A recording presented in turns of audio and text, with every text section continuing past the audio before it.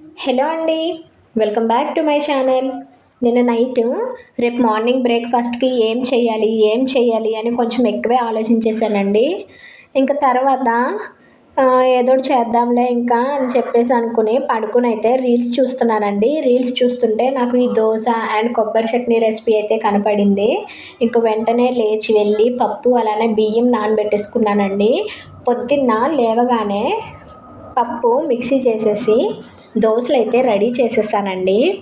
చట్నీకి కొంచెం హెల్ప్ చేద్దువు లెగు అని అడిగితే మా వారు నిద్ర లేచి ఇంకా కొబ్బరికాయ కొట్టించి వాటినైతే చిన్న చిన్నగా పీసెస్గా కట్ చేసేసి ఇచ్చారండి.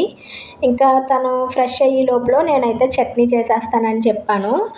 ఇంకా వెంటనే చట్నీ అయితే చేసేసి వేడివేడిగా దోశలు వేసి ఇచ్చేస్తే మా ఆయన అయితే పొద్దున్నే నన్ను మెచ్చుకున్నారండి. మంచి టిఫిన్ పెట్టావని. నాకైతే ఈ కొబ్బరి చట్నీ దోశ చాలా బాగా నచ్చింది. మీకు కూడా వీడియో నచ్చితే లైక్ చేయండి. Thank you.